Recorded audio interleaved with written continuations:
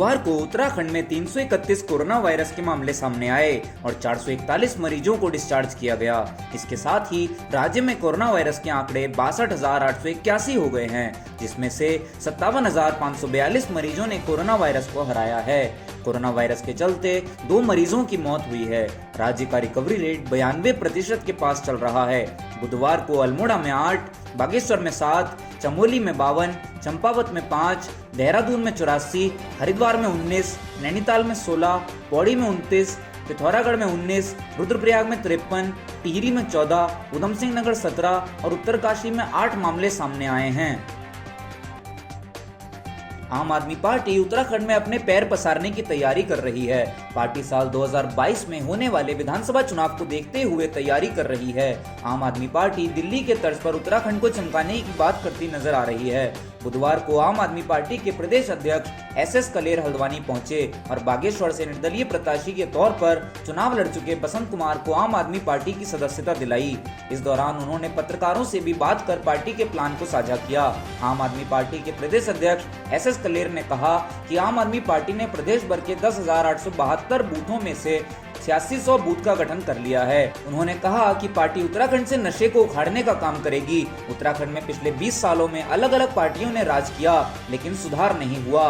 पलायन की परेशानी बढ़ती जा रही है। हमारी सरकार अगर उत्तराखंड में बनती है तो हम स्टार्टअप को बढ़ावा देने पर जोर देंगे। हमारी कोशिश है कि 25 साल से 40 साल आयु वाले युवाओं को पार्टी चुनाव के मैदान पर उतारे। हमारी पार्टी में दूसरी पार्टियों की तरह दिखावे का काम नहीं है। हमने बूथ लेवल पे 10,872 बूथों में से लगभग 8600 बूथों पे संगठन तैयार कर लिया है। ऐसा नहीं है। बाकी कुछ मेरे साथ 6 जोन में हमने इसको बांटा हुआ था और वो 6 जोन के प्रभारी काम कर रहे हैं और 7 तारीख तक हम और भी संगठन की काफ़ी लंबी चौड़ी घोषणा करने जा रहे हैं। 7 तारीख तक ये कंप्लीट हो जाएगा। आरटीआई कार्यकर्ता व प्रमुख व्यवसायी गुरविंदर सिंह चड्ढा का निधन हो गया। बुधवार सुबह उनका निधन हुआ। उन्हें दिल का दौरा पड़ा। इस खबर के सामने आने के बाद व्यापारी जगत और समाजसेवी संगठनों में शोक की लहर दौड़ गई। राजपुरा स्थित शमशान घाट में उनका अंतिम संस्कार हुआ। गुरविंदर सिंह चड्ढा ने बीती रात ही पत्नी का जन्मदिन मनाया था। भोटिया पड़ाव निवासी गुरविंदर सिंह चड्ढा सालों से समाज सेवा से जुड़े थे। हर वक्त लोगों की मदद के लिए खड़े होते थे। इसके अलावा वह कई अहम जानकारियां व भ्रष्टाचार के मामले सूचना अधिकार अधिनियम के जरिए सामने लाए थे। उनकी प्रदेश में आरटीआई कार्यकर्ता के रूप में पहचान थी। उनके निधन की खबर के सामने आने के बाद परिवार को सांत्वना देने के लिए सैकड़ों लोग पहुंचे। व्यापारी, समाज सेवी और राजनीतिक दलों से जुड़े लोग फेसबुक, व्हाट्सएप आदि सोशल प्लेटफॉर्म पर उनके निधन की सूचना डालकर दुख जता रहे हैं। राज्य पलायन आयोग की रिपोर्ट के अनुसार लॉकडाउन के चलते 3 लाख से अधिक प्रवासी उत्तराखंड लौटे थे और उसमें से 71% लोग अब भी यहीं हैं।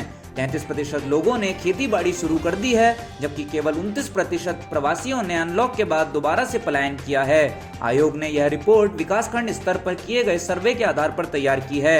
यह आंकड़े सितंबर माह के अंत तक के हैं। स्वरोजगार को प्रवासियों की पहली पसंद देखा जा रहा है। इस लिस्ट में अल्मोड़ा जिला नंबर 1 है। आयोग की रिपोर्ट के मुताबिक अल्मोड़ा में लौटे प्रवासियों में से करीब 33% ने स्वरोजगार अपनाया है। नैनीताल, उधम सिंह नगर और टिहरी जिलों के अलावा हरिद्वार जिले में सबसे ज्यादा वापस लौटे प्रवासियों में से करीब 75% की निर्भरता मनरेगा योजना पर है। पौड़ी में 53%, टिहरी में 51% और चमोली में 43% प्रवासी मनरेगा से जुड़े हैं। उत्तराखंड लौटे 33% प्रवासियों ने कृषि, बागवानी, पशुपालन के क्षेत्र में काम करना शुरू किया। वहीं 38% मनरेगा से जुड़े, 12% लोगों ने स्टार्टअप शुरू किया। वहीं 17% लोग अन्य काम से जुड़ गए।